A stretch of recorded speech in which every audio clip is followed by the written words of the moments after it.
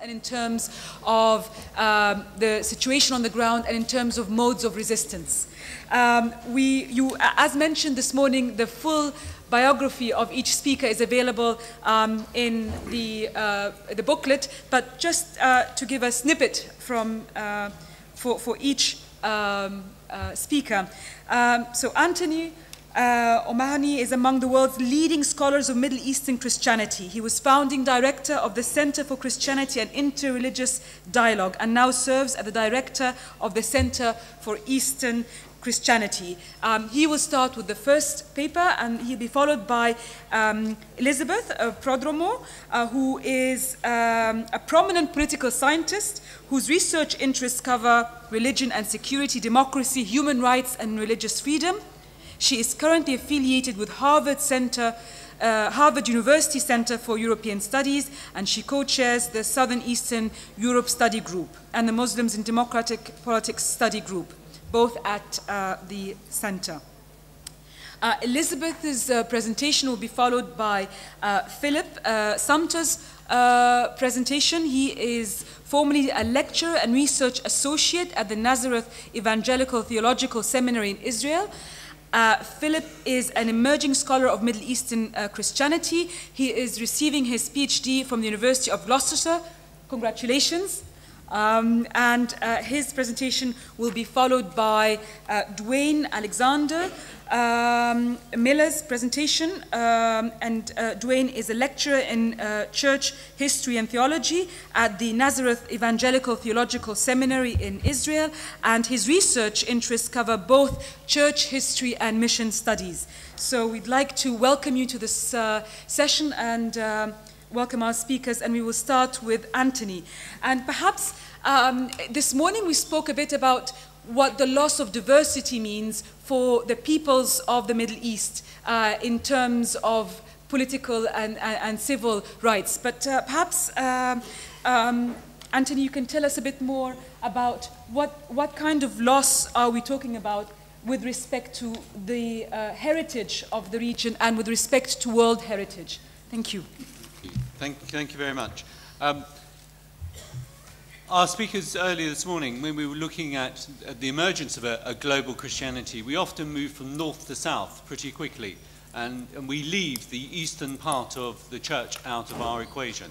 And I would suggest, particularly around Christianity in the Middle East, particularly today, there really is a crisis in the global Christian imagination over Christianity in the Middle East. Its roots are both historic but also contemporary. And we heard very early this morning about the Pew survey, which came out some years ago now, but it seemed to suggest there were 88% of the world's Christians were of Western patrimony, and possibly 12% Eastern Christians, but only 1% of global Christianity would be living in the Middle East today. And that's a declining number, particularly amongst the historical churches.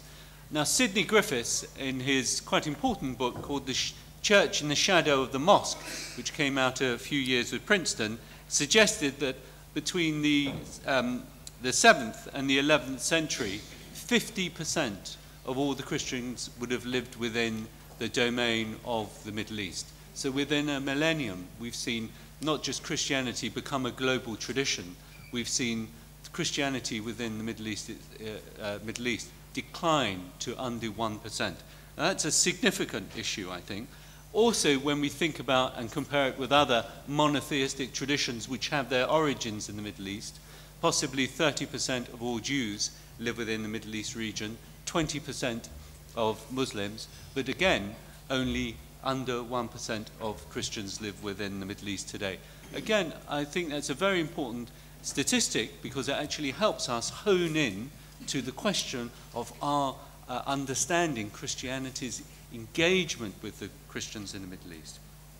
We might also want to reflect that Antioch, which I believe is the first place where Christians were actually called Christians, very few actually live there today.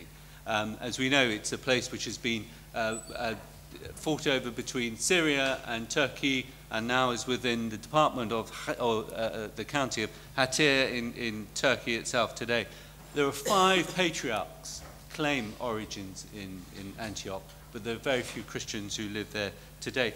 Again, when we think about the decline in Christianity within the context of the Holy Land, which is also part of the wider Middle East region which we are concerned with today, we've seen Christianity decline there quite rapidly, and I know my colleagues will be looking at that. But Christian identity in the Middle East is intensely complex, and that's why I think the crisis in Christian imagination, global Christian imagination around Christianity in the Middle East, is just not about figures, but it's also about history. Christian identity is very much marked by communities which are not part of the Chalcedian settlement. If we want another marker for global Christianity today, 90%, 99% of all Christians in the world subscribe at some form to the Council of Chalcedon. I know we're looking at a very early edict, but also we're thinking of that council also marks global Christianity. But in the Middle East, it marks it in a very, very different way. So we're looking at the Oriental Orthodox traditions, Copts, Armenians, Syriacs. We're looking at the Eastern Catholic tradition, and then the Eastern Orthodox tradition. Particularly the Oriental Orthodox and the Eastern Catholics are probably the least known traditions within the Christian body today. And I think it's another reason why there is a crisis, but also a deep blind spot around Christianity in the Middle East. Also, we still use questions around the early councils' Christology up until very recently to describe churches in the Middle East. So we have, we use the term a Nestorian church. There's very few churches in the world which are known by their supposed Christological position. It's a polemical term, so we still use polemical ways of discussing and describing Christianity in the Middle East. So there's a level here, I think, of displacement from how Christians, global Christianity, engages with Christianity from the Middle East.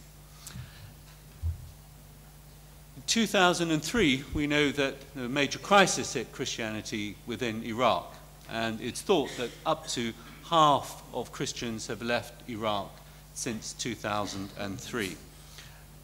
The Church of the East and the Chaldean Church is the sister church, the Catholic sister church of the Church of the East, are one of the most ancient Christian bodies in the world. The Church of the East, as we know, is the only, I think possibly the only ecclesial body to have originated outside of the Roman domains, which is quite significant and very important. We know also that the Syriac churches, particularly those belonging to the Church of the East, spread very widely right into Asia, particularly those areas where Christianity is really developing, particularly in the context of China today. The Christian theology, the political theology which emerged out of the Syriac churches, is of great significance and great importance because none of these churches were able to dominate any of the political bodies or any of the political institutions or countries it met. It always lived within the context of a minority church, but very much embedded within its culture. And if you look at how one of our aims is here to retrieve and re-articulate theological ideas around how Christianity engages with religious freedom, not just in the contemporary but a historical sense, we see that the Church of the East was one of the most amazing churches which actually embedded itself right across Asia, from Tibet to the northern parts of China, in such a way that it described for itself a place in society and culture where it did not dominate, but actually created, I suppose, a new idea of what secular probably meant initially, whereas the temporal and the sacred engage with each other. Why I say that, and I say it's of great importance, because contemporary Chinese intellectuals are beginning to think about the Church of the East as one of their models, because the Church of the East is in a very similar position as many Chinese Christians are today. So the loss of Christianity in Iraq, I'd say, is a deep loss for Christianity. So I think it's something we need to really be quite aware of, that Christianity in the Middle East is both obscured because of historical but also contemporary reasons, but the loss of Christianity in the Middle East is a great and significant loss to the character of Christianity itself. But also, we are very much aware that Christianity is facing other contexts where it's being challenged significantly, and Syria is one. Syria, as we know, has possibly the second or third largest group of Christians within the Middle East, not including Egypt. So it is of great importance. And just as in Iraq, we've seen the demise of the Syriac and Chaldean tradition really heavily compromised. The church now, particularly the Chaldean church, 50% of its members within 10 years both live in the United States and Australia, a very long way away from Iraq itself. We see a demise of Syriac. Syriac is the nearest we will get to Christ would have spoken.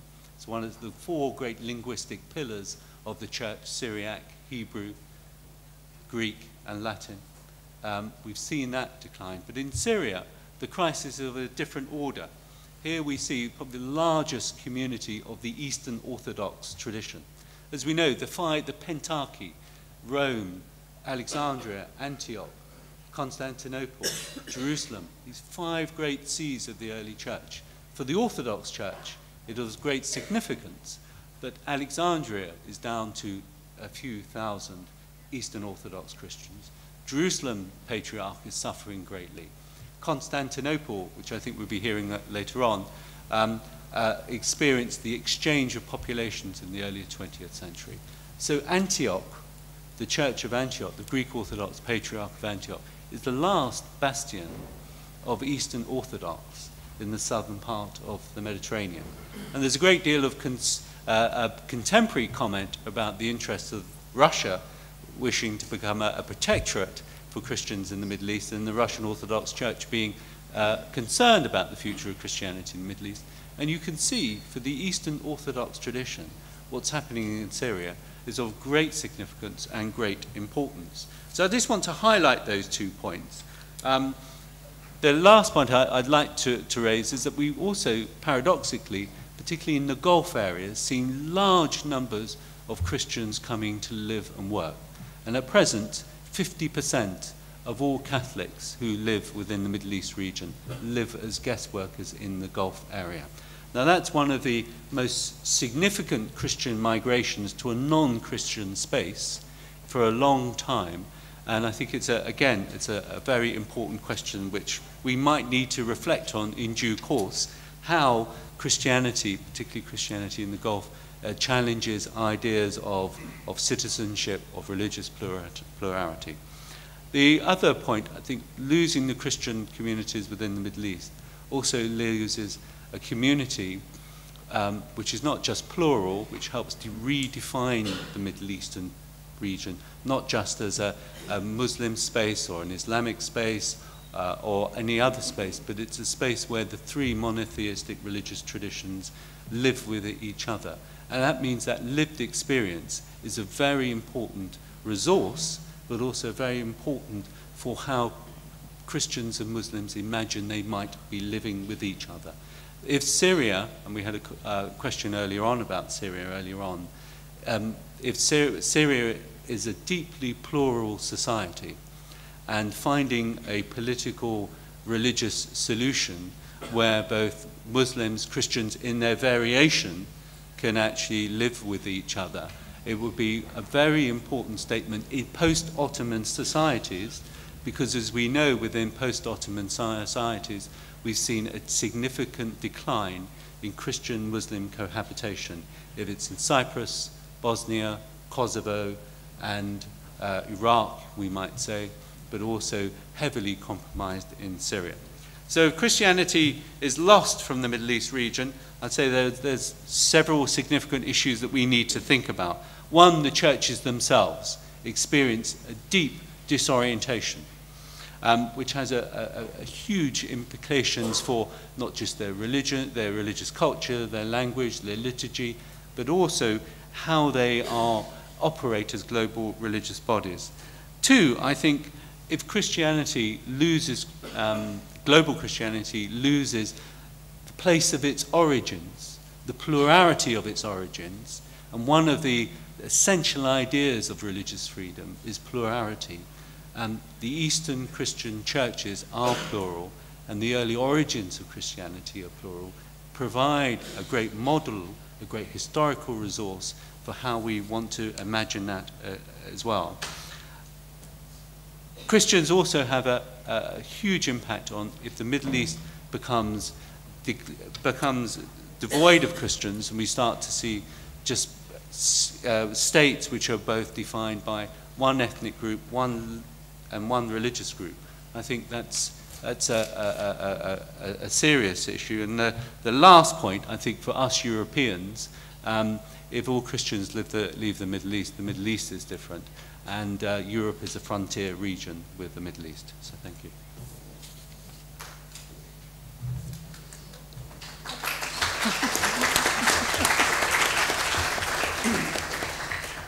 Thank you very much, Anthony. This was it covered a great deal, and I think one of the key questions you asked is what next for Syria, and whether we should be making a stance about Syria now before it becomes too late, before it becomes another Iraq or Egypt. But you raised the issue of churches and their visibility, and one of the actors that is not always very visible is the Orthodox Church, and what their contributions, do they have a contribution to make? They're always represented in quite a negative light in the media as very conservative and very anti-freedom. So perhaps, Elizabeth, you can give us a sense of what, if any, is the contribution of Orthodox to Christianity and the broader question of freedom. Thank you. All right, I'm going to actually begin with a brief word about what I'd call the historical geography of Christianity and how much I appreciate this project, because I think all of the panels today have done a superb job of reminding us that we need to recover a more accurate, that is empirically validated historical geography of Christianity that includes not just the West but also the East. Christianity that is ultimately covering 3 continents, Asia, Africa, and Europe. And I think that's very important in terms of the distinctiveness of Orthodox contributions to freedom, but also more generally to how we think about the various innovations in theory as well as practice when it comes to Christianity and freedom. I was asked to actually look at, speaking of temporal parameters, I was asked to write a historical treatment of Orthodox contributions to freedom during the Byzantine period. So I'm going to compress about 1,100 years into this, the next 7.5 minutes. What I'd like to do is lay out 3 contributions to freedom that I would argue are distinctively Orthodox, and all of them have their foundations in the Byzantine period. The first contribution is what I would call the grammar of Orthodox theology, which is a grammar of freedom.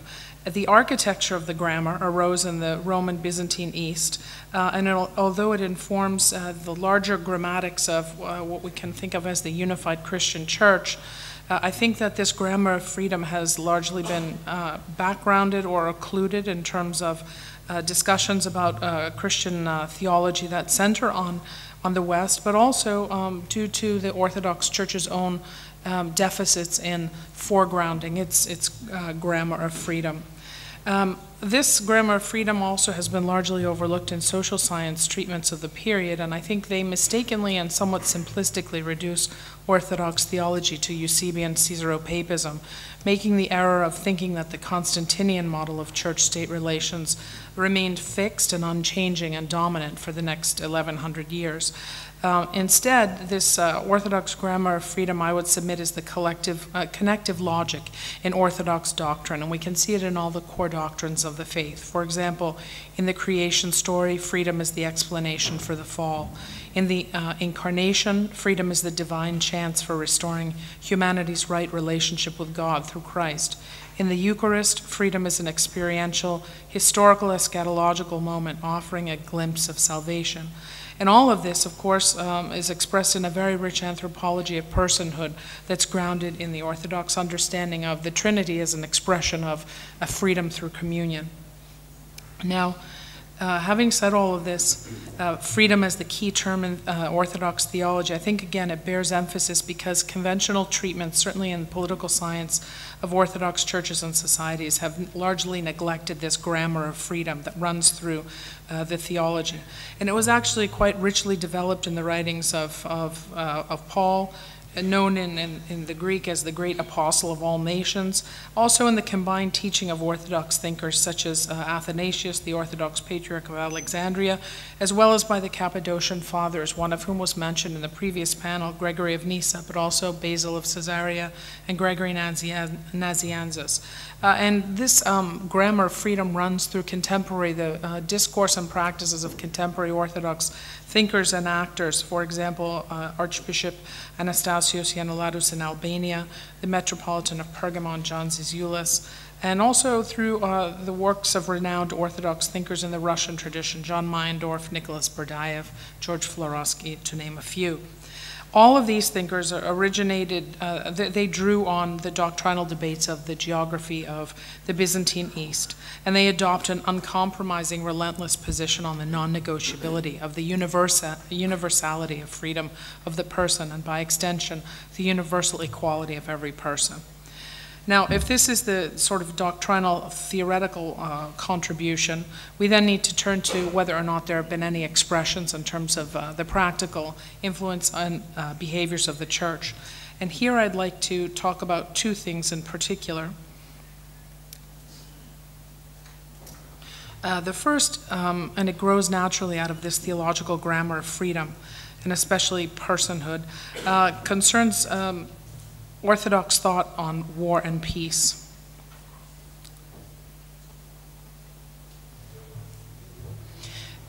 Orthodox thought on war and peace and in particular warfare, was highly developed in its expression in the Byzantine concept of defensive war. The Byzantines saw war as something forced on them rather than the ideal of peace. There was no just war tradition in Byzantine Orthodox thought, and there's no concept of holy war, if by that we mean war in the name of God or war for purposes of conversion in Orthodox theology. Instead, the Byzantine concept of defensive war was quite sui generis, and as military historian Timothy Miller, I think, beautifully sums up, the Byzantine view on war and peace offers a very unique Christian perspective on Orthodox violence that could actually provide new insights into the protection of human freedom and peace.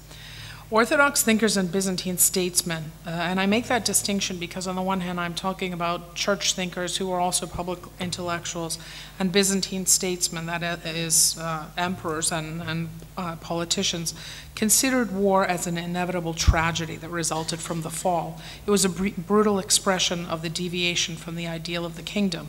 And it was the unquestionable violation of the freedom of the person, both in terms of those who were prosecuting war and those who were victims of war.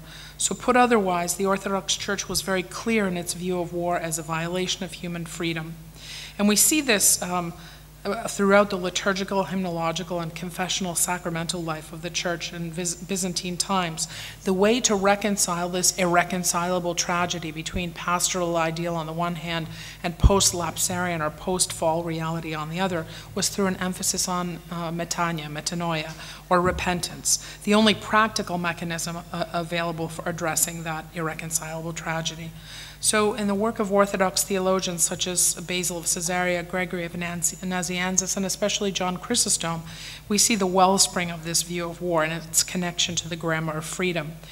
And we can see the influence of these Orthodox thinkers, moralists, public intellectuals, on state practice as well.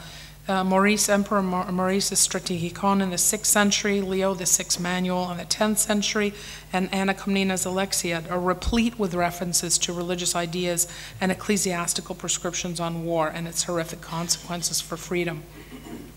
Indeed, when the 10th century Emperor Nikephoros Phokas requested that the Church establish a law that those who fell during battle be commemorated as martyrs, the Church categorically rejected the request and referenced the famous Canon 13 of Basil of Caesarea, which called for the banning of all active Christian soldiers from receiving the Eucharist for 3 years.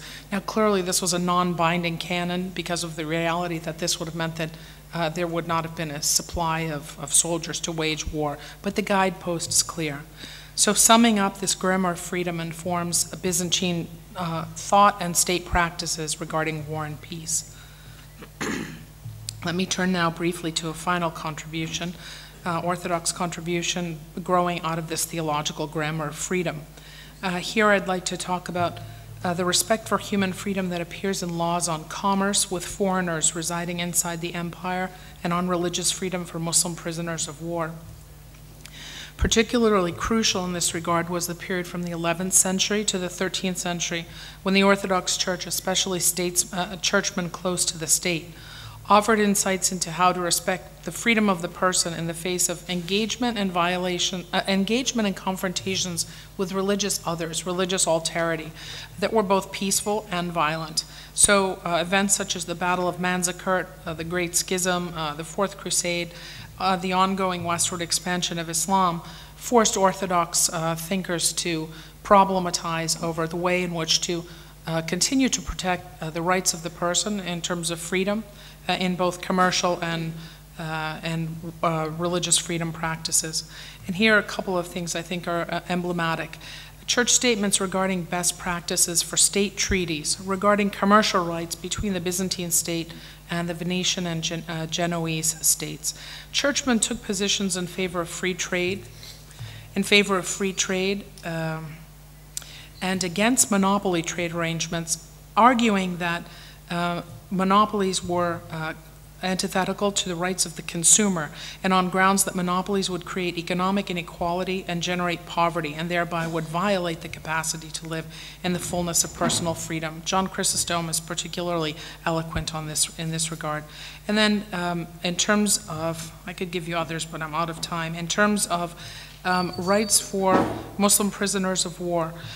There are extensive legal treatises that deal with the right to religious freedom for Muslim prisoners of war. In fact, that's where we begin to see the erection of mosques in Byzantine-controlled space, moving from the 8th century onward. And these point to the support for the Orthodox Church for religious freedom rights for these Muslim prisoners of war. Just to sum up, clearly there's a gap between theory and practice, and there's sort of ample evidence to show the deficits in Orthodox performance. But I think the starting point in theology, the doctrinal portion of theology, is absolutely essential because it helps to retrieve and recover treatises and tracts that have been written that lay bare the problem with speaking about orthodoxy as, at least in theological terms, incompatible with rights and freedoms. Thank you.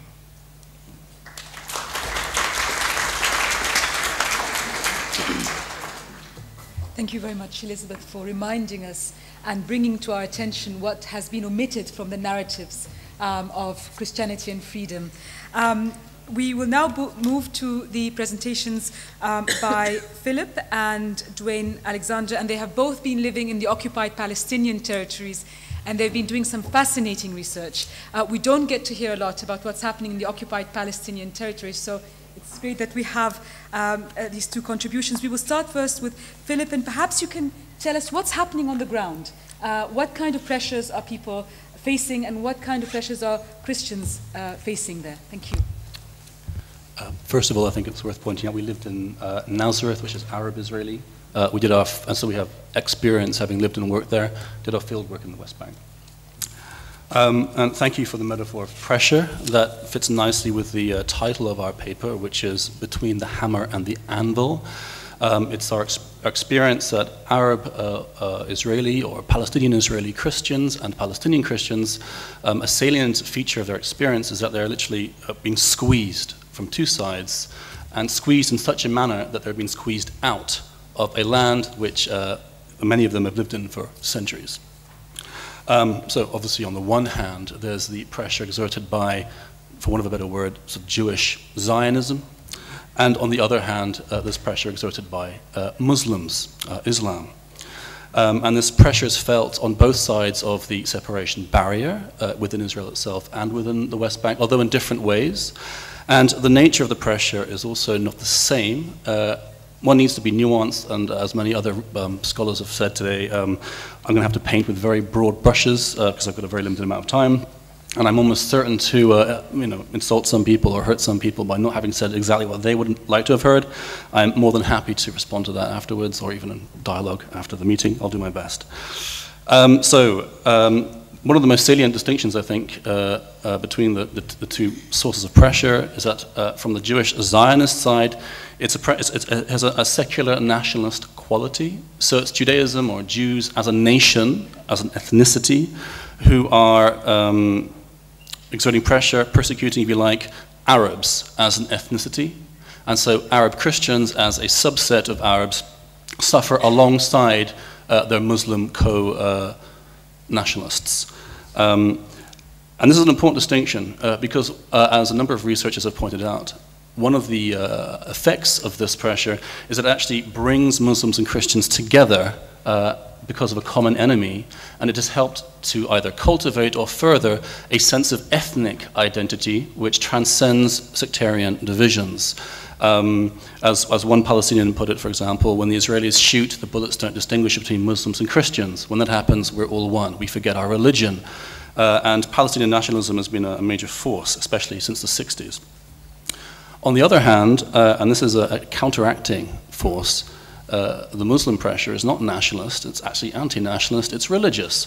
And it's a growing phenomenon that can be found throughout the Middle East, and it's also found within the West Bank and arguably within Israel itself, in which Muslims will discriminate against, persecute Christians as Christians. And the effect of that then is to undermine that sense of solidarity. It's leading to a fracturing of identities in the West Bank, as Christians are now asking themselves, who should I identify with, where do I belong? And many are asking them, is the possibility of a secular state really, really viable? And if not, what do we do? So I'm just going to list some examples of Jewish pressure, for want of a better word, and Muslim pressure, and then my colleague Alex will explain, give some examples of how Christians are responding to this. So the most obvious example of Jewish pressure is, of course, the issue of the land. The defining moment in history, of course, was the War of 1948. According to Bernard Sabella, a Palestinian sociologist, there were about 714,000 refugees, of which 37% were Christians. It makes about 50,000 Christian refugees, I believe. For those, and many couldn't return. There was a family reunion scheme, although it was difficult to realize, but it did happen. For many who remained within Israel, they were then either refugees within their own country, so they had to flee to other places, or they were forcefully deported. Others stayed where they were from, but from well after 1948, through the 50s and 60s, and up until today, land was is continuously expropriated from them by the Israeli government, using various bureaucratic and legal means, but in a way that I think many would identify as ultimately unjust. As part of the Israeli agenda of expanding its territorial influence and its cultural hegemony, you can call it Judaizing. Just 3 days ago, there was an article in Al Monitor, for example, about the continued Judaization of the Galilee region in Israel, which has the most Arabs. And they do that by building and establishing Jewish settlements in order to give a Jewish presence, and also to break up the contiguity of Arab land, Arab presence. After the Arabs lived under a military curfew until '66. After '67, they were then those in Israel were granted the status of citizens, entitling them to equal rights in the eyes of the law. Whether they do have equal rights, whether Israel is a true democracy, books have been written about this. I'm not going to go into that. If you speak to Arab Israelis, I think the vast majority would say they certainly feel like second-class citizens, and the discrimination they go through can be experienced at various levels, from simply finding it difficult to book a table in a restaurant if you have an Arab surname, to being banned from certain types of profession. Arabs can't work, for example, obviously in military professions or professions that are associated with the military. But there are also glass ceilings in other professions. For example, I think the largest company in Israel is an electronics company, and it doesn't have a single Arab, for example. Including just the general feeling, and this is, I think, an important element, actually, and something I learned for the first time by being there, is that Arabs, there's no real ideological space, it seems, within Zionism to validate the presence of Arabs. It's one thing to tolerate them and to say, you can continue to live here and we'll give you rights, but they have no constructive function, it seems, within the ideology. And one thing I noticed again and again was this general longing to belong, and within the state of Israel as a Jewish state, they don't feel that they can belong. I mean, a clear example of that is just a national anthem. An Arab, even if he wants to identify with Israel, I don't think he can sing the national anthem. It's written from the perspective of a diaspora Jew yearning to return to Zion, the land of his ancestors, something Palestinians can't identify with. Perhaps one, I've mentioned that the Israeli government doesn't persecute Christians as Christians. It doesn't. It's more Arabs. It's worth mentioning a special facet of the relationship between the churches and the Israeli government. Israel's relationship to the churches is characterized by conflicting spheres of interest. So on the one hand, the churches are in possession of something that the Israelis want, and that is land. One of the largest landowners in Israel is the Orthodox Church. The Knesset is built on land, which they lease from the Orthodox Church. And on the other hand, they want to maintain good relations with the very powerful Christian West, and they're very, very conscious of their international image. And so that shapes, to a degree, the ways in which they relate to the church hierarchies and the institutionalized church, which is not to say that they relate to the indigenous Christians like this, so there's a difference in relationship there. Some scholars have characterized this relationship as being a carrot and stick, using a carrot and stick method and a divide and rule method. The churches in Israel are very, very divided, and so Israel will negotiate with each church on its own without treating Christians as a unified entity. The criteria that determine the way the Israelis then relate to each church is determined, for example, by how much land do they own, how Arabized are their clergy, how powerful are their international backers.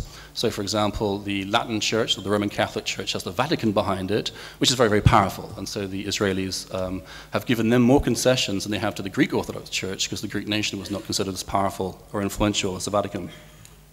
And the carrot and stick method is they use that by having things that the churches want, but by not establishing laws or normative obligations by which to distribute those goods.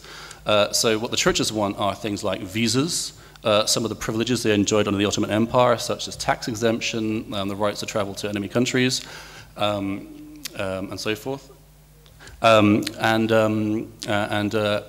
There's no one set of rules for how Israel does that, so it gives and takes them depending on how pliable the church is to what the government wants.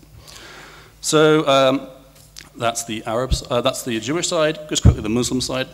I've mentioned that especially the creation of the State of Israel has led to a stronger unifying emphasis, impact upon Palestinian Christians. The roots to Palestinian nationalism pre-exist the State of Israel, and Christians are in fact the major contributors to that.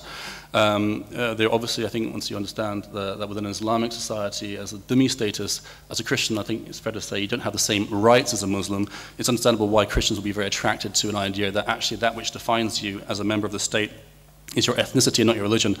That obviously is very attractive to Christians, and so Christians have long been very heavily invested in nationalism as a political movement. There has, however, been, since at least maybe the Iranian Revolution, a growing tendency of Islamization in the Arab community, which has led to greater persecution. So, for example, and that persecution takes various forms. We've already heard lots of examples from Mariz yesterday, or was it today? Lost track of time. Today, and I can identify with a lot of that. You know, the forced wearing of the hijab, for example, or it's very, very difficult for Christians to get justice in the law courts if they're Christians, because many of those in the courts are Muslims. One can argue whether that's because they're Muslims or whether it's because Christians that are a minority have less tribal connections to guarantee them the rights that they would have. There's multiple factors that involve not just religion, but religion does seem to be playing a greater role.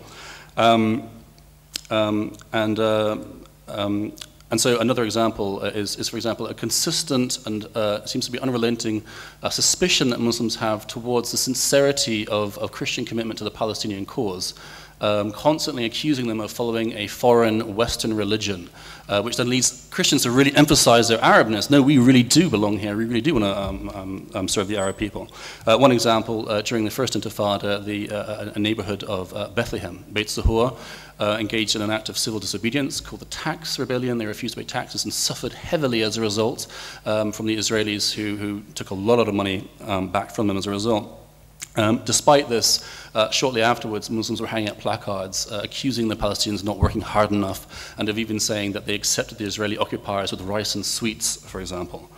You mentioned, for example, the examples of when a Christian might do something as a sole individual, and then the entire group will attack them. And we've heard so many stories of that, both inside the West Bank and inside Israel. And incidentally, when it happens in Israel, the Israeli authorities don't really do anything, because they like it when Arabs fight each other. We know people who've lived through that, and who could see the Israeli police vehicles just parked outside the village waiting for it to calm down, and then they came in. So that's another recurring example of the Palestinian experience, Palestinian Christian experience, group punishment. I think that's probably about it for now.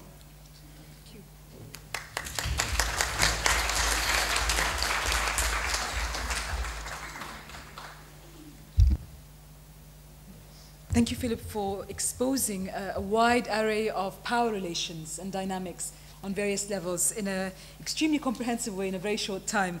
We'll move on to Duane Alexander, and perhaps you can tell us what kind of coping strategies, what kind of survival strategies do people take in these circumstances? Thank you. One of the first rules for field work is not to assume that what you're interested in is what the people that you're learning about are interested in.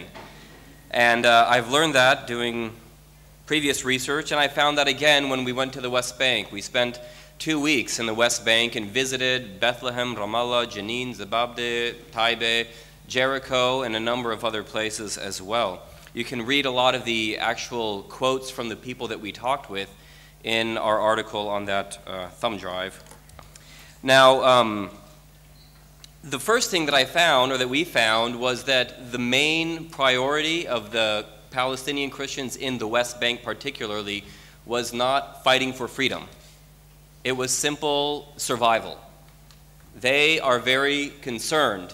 They're very aware of these things that we've heard about, of what has happened in Iraq, what is happening in Egypt, what is happening in Syria, what has already happened in Gaza, which is almost devoid of Christians today. They're very aware of these things, and they're very concerned and very worried about these things. So, but they are devising strategies and utilizing what power and influence they have in order to try to avoid becoming extinct, excuse me. The first thing is that they want to stop immigration. They recognize immigration as being a key problem and a key issue.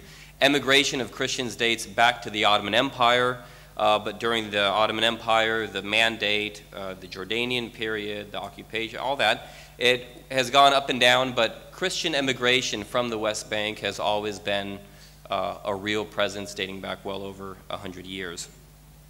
So in order to counteract that immigration, they are doing a few things, and one of those is they run Christian schools, and that is a valuable way of creating a sense of community and also creating jobs for Christians, and also of making themselves valuable to the larger society, including Muslims. Many, if not most, of the students in Christian schools in Israel and Palestine are attended by Muslim students.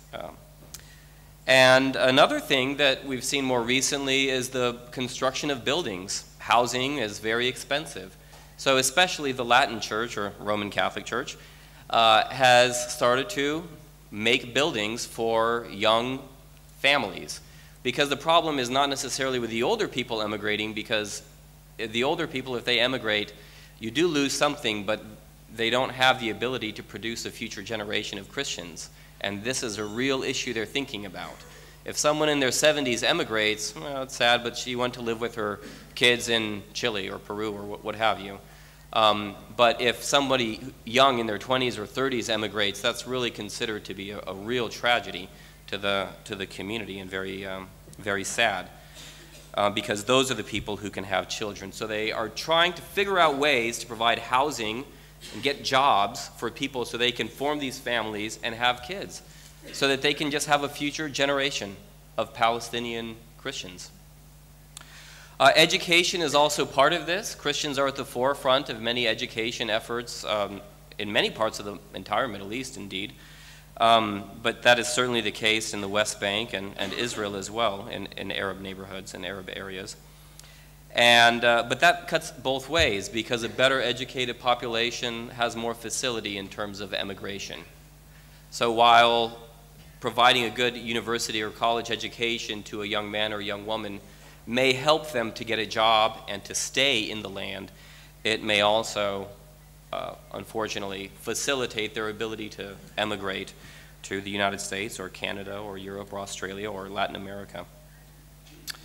So these are some of the things that we saw them doing. I'll give you one example from a little town of Zababde. This used to be a majority Christian town. Now it's majority Muslim, as was Nazareth, where I lived for a good number of years. And after the security barrier, the division wall, whatever you want to call it, after that was built, the local farmers had a real problem selling their olives, because that had been their business for generations, is collecting the olives and then selling them. And they were no longer able to do that with the same ease that they used to be able to do that. So one of the local priests brought a friend of his from Bethlehem and said, teach us how to make olive soap. And so they started making this olive oil soap. And then this guy also had connections in the United States, rather ecumenical corrections, mostly with Presbyterians, and they said, okay, you make this, you send it to us, we'll help sell it, we'll send you back the money. So they were able to put together a pretty viable business structure, a way to, again, keep the people there, keep them from emigrating, and also to provide a livelihood. There are a number of creative examples like this. That is one of the more commendable examples. Another thing that we found is in relation to this question of the hammer and the anvil, of dealing with being between the occupation and between a sense that there's a rising tide of Islamic extremism or radicalism or fundamentalism, that they employ a sense of double discourse, if you will. When we talked with leaders and we recorded it, they were very clear about this narrative. There's one Palestinian family, very nationalistic, and whether you're a Christian or a Muslim is an entirely secondary issue.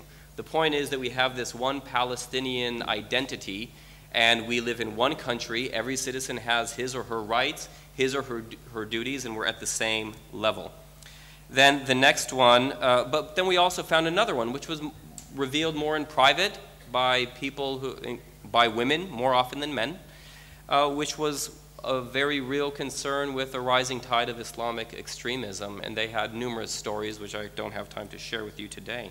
So there really is this double level of discourse. We think that this is a valuable sociological hypothesis. We invite people to test it out in further and future research. And a final thing that I want to mention is there is a question that some people are asking, Muslims and Christians.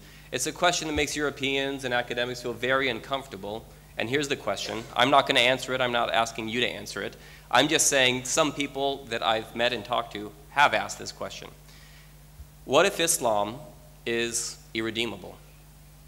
What if Islam, rightly practiced according to the will of the Prophet, cannot lead to a tolerant and humane society? That's the question that people are asking.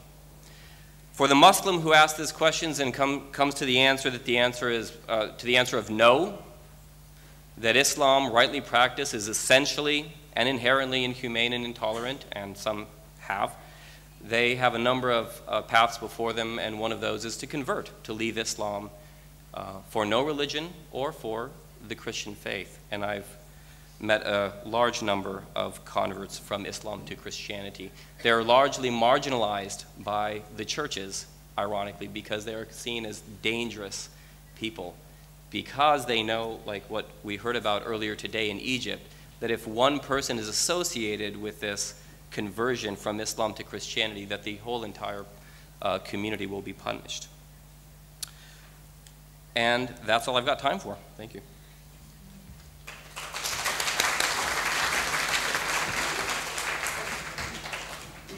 Thank you, Duane Alexander, for talking to us about power, but from a bottom-up approach, and raising some critical issues. We're going to open up for questions. Can I just remind you to very kindly identify yourself and tell us who the question is for. Thank you.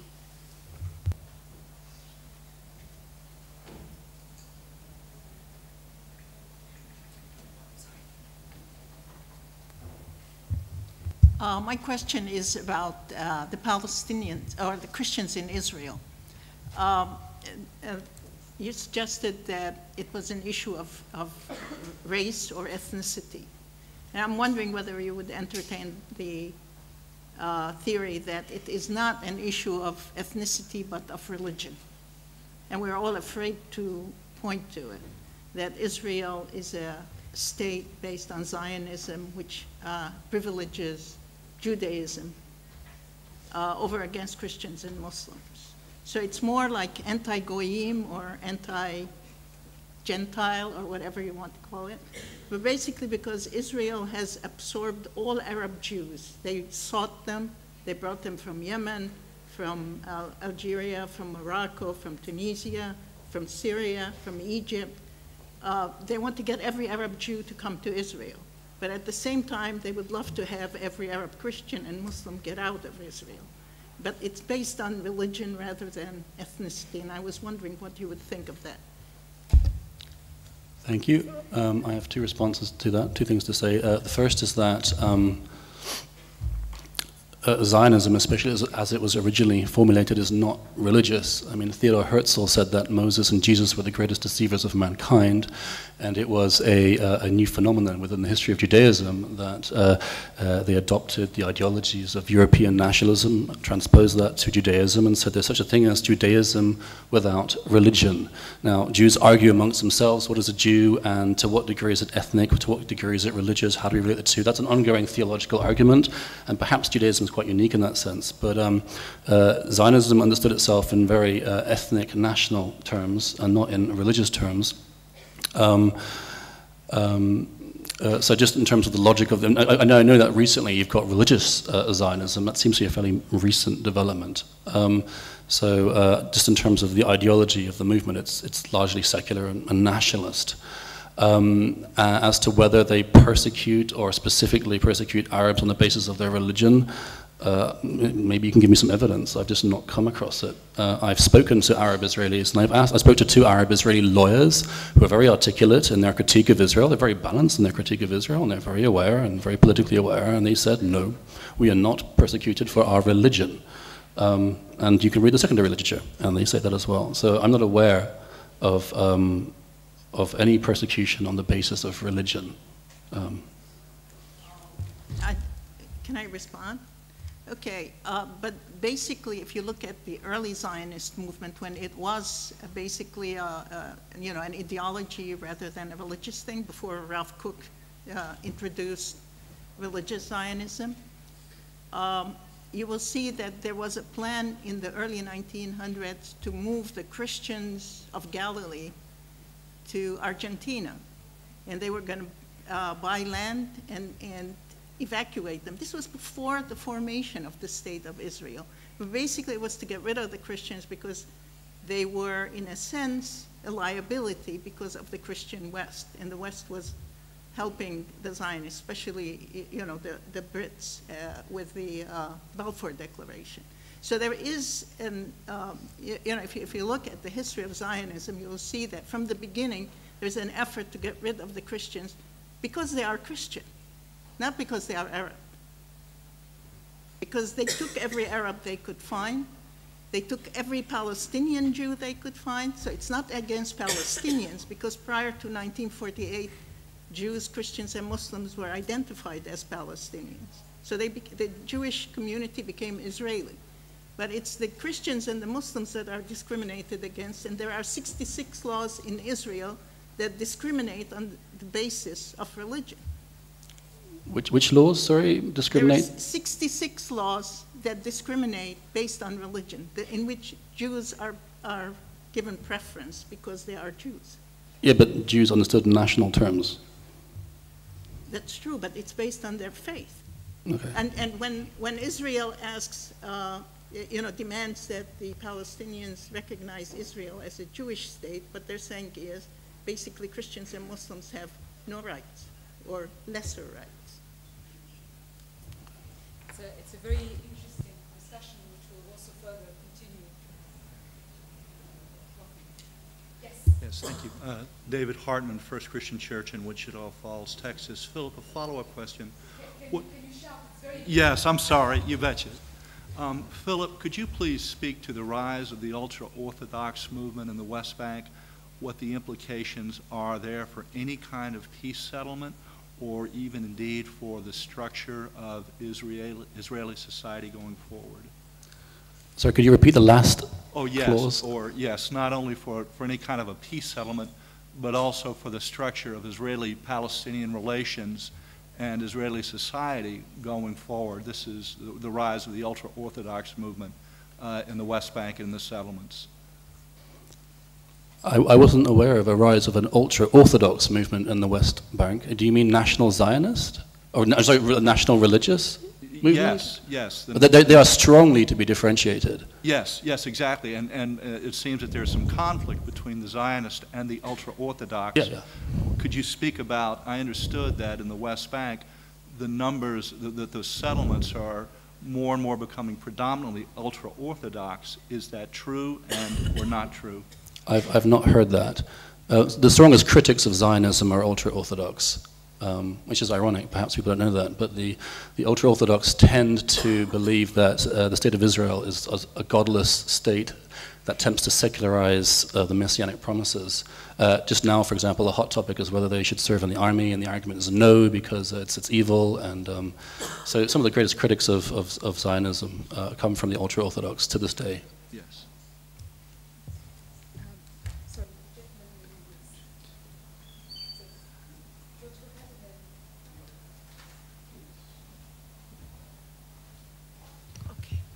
I'm sorry. Alessandro Costa, University of Rome. I happen to work currently in Iraq and in Tunisia from at least 10 years, and I've been working in Syria many times, and I've been in West Bank and Gaza many times too. I have first a concern. Of course, many of you and many of the panels in the morning stress the point that there is a risk, a threat from radical Islam, yes. And the words radical Islam has been repeatedly pronounced by everybody in this room. But the risk is to make the Islam coincide with the radical Islam, which is, I think, is not at all true. Because in the countries where I've been working for a long time, so in deep and strong contacts with the people, professionals and other people there, most of the people I met refused to be considered radical Islam and people discriminating other religions, both in Iraq and in Tunisia, for instance, but especially in Syria. The second consideration, so the question is, don't you think that there is a risk, a big risk of launching a very, let's say, destabilizing message, which is Islam is necessarily violent and bad and so radical and so enemy by definition, and we cannot deal with, which is, I think, very dangerous. Second, I think that in my experience, in my personal experience in working in these countries, one of the key factors for going ahead in a possible good or improved relation is business.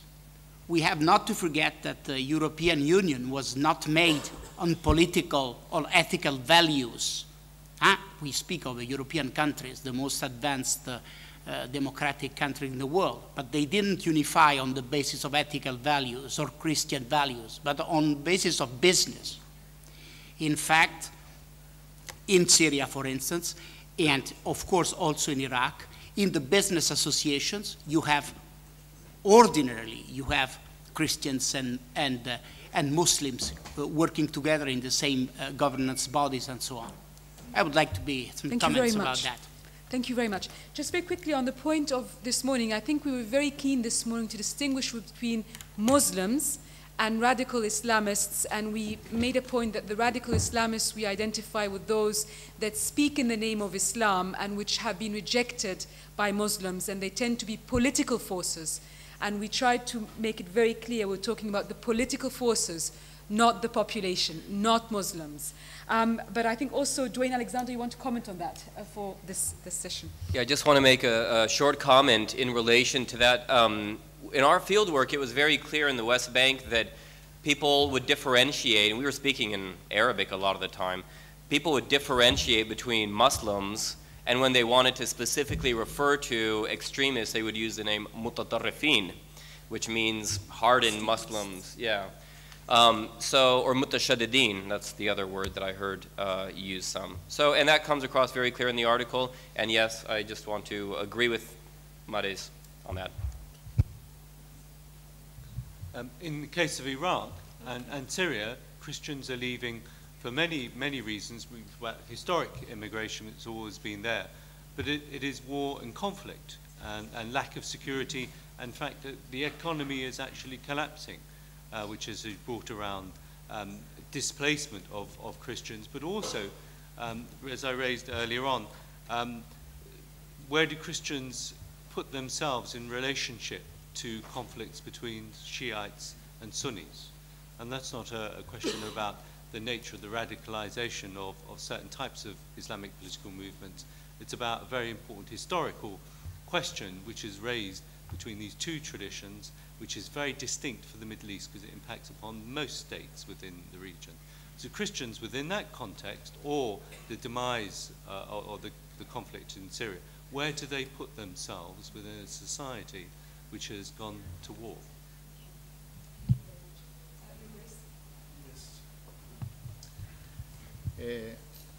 From Cyprus, Father Reverend Demosthenes Demosthenos from the Holy Archbishopric of Cyprus.